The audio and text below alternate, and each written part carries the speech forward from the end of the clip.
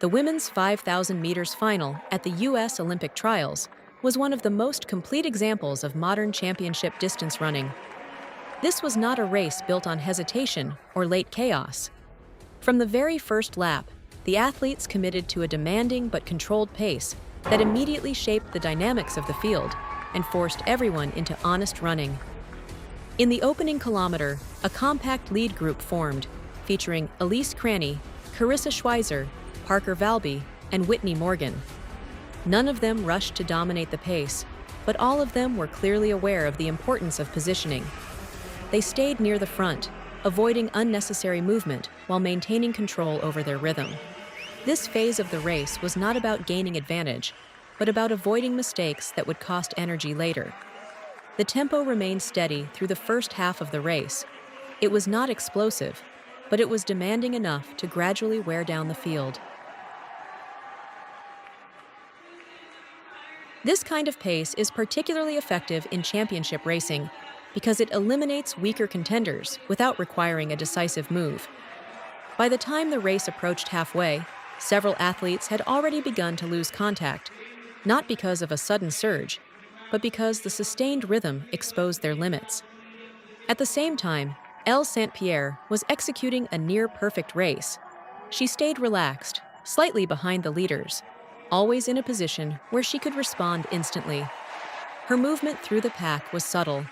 She never made a visible attack, but she was constantly adjusting her position to avoid being boxed in.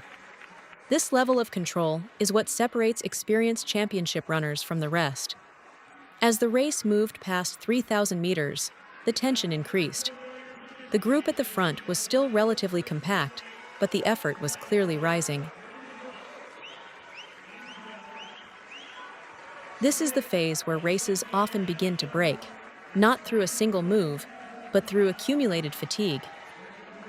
St. Pierre began to move slightly closer to the front, while Cranny remained composed and attentive, ready to respond to any change in pace. Schweizer stayed just behind them, conserving energy and waiting for the decisive moment. With around 2 laps to go, the race finally shifted into its critical phase.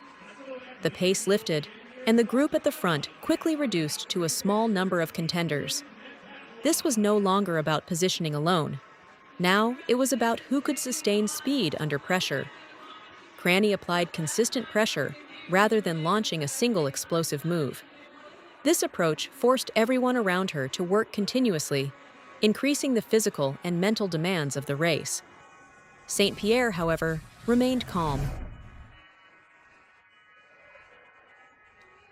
Her stride still looked smooth, and she avoided overreacting to the rising pace. Instead of responding aggressively, she held her form and waited for the right moment. This patience was crucial. In races like this, the difference between winning and losing often comes down to when an athlete chooses to use their final reserve of energy. The final lap turned into a pure test of speed endurance. The pace was high, and there was no room for hesitation. Coming off the final bend, St. Pierre made her move. It was not a dramatic surge, but it was perfectly timed. She increased her cadence slightly and maintained her form, creating just enough separation to take the lead. Cranny responded immediately and closed rapidly in the final meters. Her finish was strong and determined, but the gap, though minimal, remained.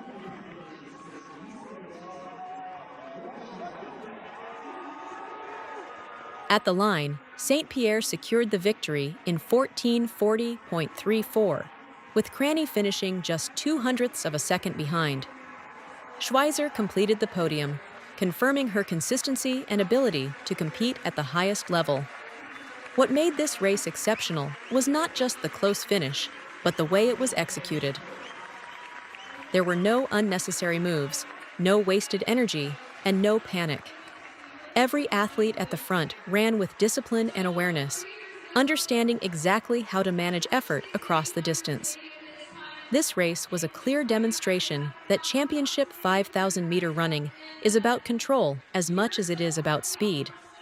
The winner was not the athlete who attacked the most, but the one who managed the race with the greatest precision. St. Pierre's performance showed how patience, positioning, and timing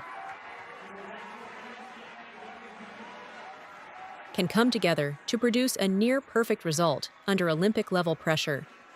Beyond the result itself, this race offers a deeper look into how elite 5,000-meter finals are evolving. The absence of a slow, tactical opening phase changes everything. When the pace is honest from the gun, athletes are forced into a continuous decision-making process. There is no moment to mentally switch off. Every lap carries consequence, and every positioning error accumulates into measurable fatigue. For runners like Elise Cranny and Karissa Schweizer, this kind of race plays directly into their strengths. Both are known for their ability to handle sustained pace and maintain composure under pressure. What stood out in this final was not just their physical readiness, but their tactical maturity. Neither athlete panicked when the tempo remained steady. Instead, they trusted their preparation and stayed engaged without overcommitting too early. Parker Valby brought a slightly different dynamic into the race. Her strength lies in rhythm and efficiency, especially when the pace is consistent. However, championship racing often demands an additional layer of adaptability. In this final, she remained competitive through the early and middle stages, but as the pace intensified late, the ability to shift gears became the defining factor. This is a key distinction between maintaining contact and actively competing for the win in a race of this level. Whittni Morgan also demonstrated strong awareness in the early phases. She stayed connected to the lead group and avoided unnecessary movement. That alone is an achievement in a field where the smallest inefficiency can cost valuable energy. However, as the race progressed, the cumulative effect of the sustained pace began to show.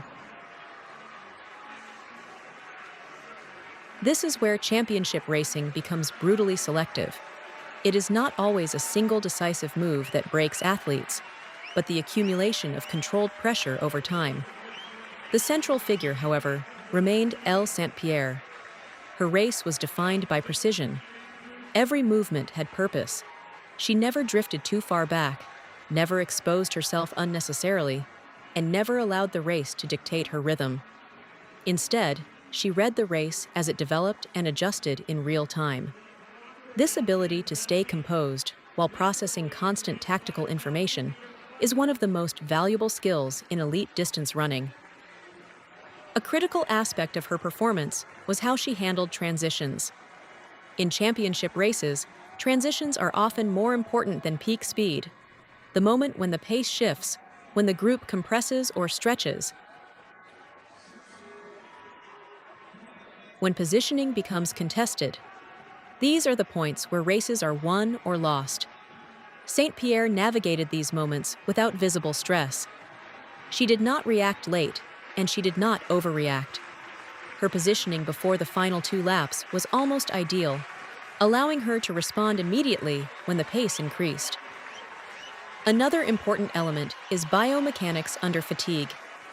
As the race entered its final stages, many athletes began to show signs of strain. Stride length shortened slightly, ground contact time increased, and upper body tension became more visible. In contrast, St. Pierre maintained a remarkably stable form. Her cadence increased subtly, but her posture remained efficient. This allowed her to translate effort into forward motion more effectively than her competitors. Cranny's approach deserves equal attention. Rather than waiting for a final sprint, she applied sustained pressure over the last 2 laps. This is a high-risk strategy because it requires both physical strength and confidence. By increasing the pace gradually, she forced everyone in the group to operate closer to their limit. This type of pressure often exposes hesitation or weakness. In this case, it nearly delivered victory. The margin at the finish shows just how effective her approach was. Schweizer's race was more conservative, but still highly intelligent. She remained just behind the leading pair, avoiding unnecessary exposure while staying close enough to capitalize on any mistake. This kind of positioning requires discipline. It is easy to get drawn into early moves or react emotionally to changes in pace. Schweizer avoided that.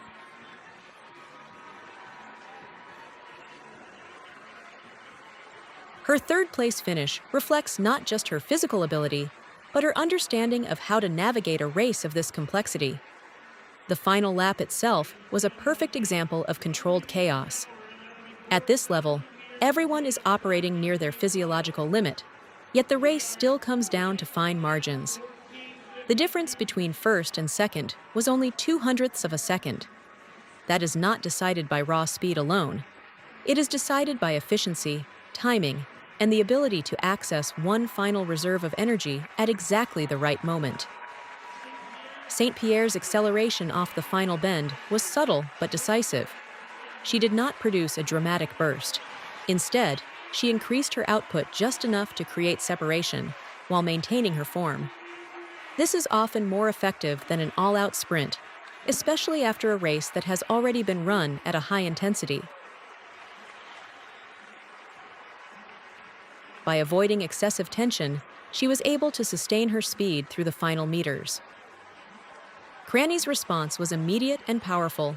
She closed the gap quickly, showing excellent finishing strength. In many races, that effort would have been enough to secure victory. Here, it fell just short. The timing of St. Pierre's move gave her just enough advantage to hold on through the line. This highlights how critical timing is in distance racing. Even a perfectly executed finish can be neutralized if it comes a fraction too late. From a broader perspective, this race reflects the increasing depth and quality of women's distance running in the United States. The level of competition required to secure a place on the Olympic team is extremely high. Athletes must combine physical preparation with tactical intelligence and mental resilience.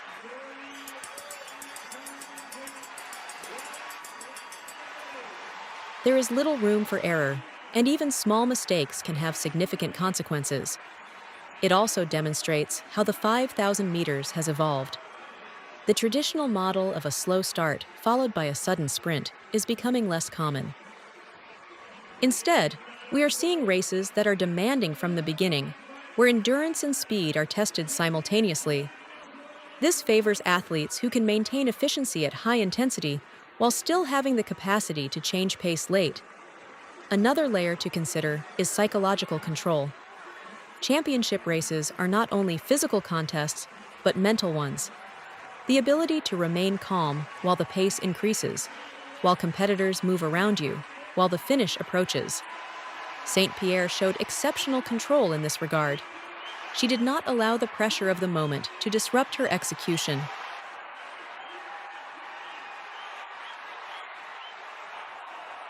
That level of composure is often what separates winners from the rest. In the end, this final was not defined by a single dramatic moment, but by a series of small, precise decisions made over the course of the race. Every lap contributed to the outcome. Every movement had meaning. The margin at the finish may have been minimal, but the process that led to it was anything but random. This is what makes championship 5,000-meter racing so compelling at the highest level. It is not just about who is the fastest, but about who can combine speed, endurance, tactics, and composure into one complete performance. In this race, Elle St. Pierre executed that combination slightly better than anyone else, and that was enough to secure victory in one of the most competitive finals of the season. Another important dimension of this race is how energy distribution defined the final outcome. In a 5,000-meter final run at a consistently demanding pace, athletes are not simply managing fatigue, they are actively shaping how and when that fatigue appears. The difference between controlled discomfort and complete breakdown often comes down to how evenly energy is used across each segment of the race. Elle St. Pierre demonstrated an almost ideal distribution profile. She avoided early spikes in effort, stayed within herself through the middle laps, and preserved just enough capacity to respond when the race demanded it. This does not mean she was running comfortably. It means she was operating right at the edge of control without crossing into inefficiency. That distinction is critical at this level. For Elise Cranny, the race unfolded slightly differently. Her decision to apply pressure before the final lap required a deliberate shift in energy usage. Instead of saving everything for the last 200 meters, She chose to stretch the field earlier. This approach increases the probability of breaking competitors, but it also increases personal cost. By the time the race reached the final straight, she had already invested heavily. The fact that she was still able to close so strongly speaks to her conditioning, but it also explains why the margin remained just out of reach. Karissa Schweizer operated with a more conservative energy model. She maintained contact, avoided unnecessary surges, and positioned herself to capitalize on any late race instability. This strategy is often effective in chaotic races, but in a race defined by control and precision, it can leave very little room to create separation. Her third-place finish reflects a well-executed plan, but also highlights how difficult it is to move from contention to victory without a decisive moment. The role of pacing consistency cannot be overstated. When a race avoids extreme fluctuations, it reduces randomness and rewards efficiency. Athletes who rely on sudden changes of speed often struggle in this environment because there are fewer opportunities to disrupt the rhythm of the race. Instead, success comes from maintaining technical discipline lap after lap. This is exactly what defined the front of this field. Another factor that shaped the outcome was spatial awareness within the pack. Running in a dense group at high speed requires constant adjustment. Small shifts in lane position, slight hesitations, or moments of contact can all influence energy expenditure. St. Pierre consistently placed herself in clean running space. She avoided getting trapped on the rail and avoided drifting too wide. This allowed her to maintain rhythm without interruption, which becomes increasingly valuable as fatigue builds. The final 300 meters further emphasized the importance of decision timing. At that stage, physiological differences between athletes are minimal. Everyone is operating near their limit. What separates them is the ability to interpret the race in real time.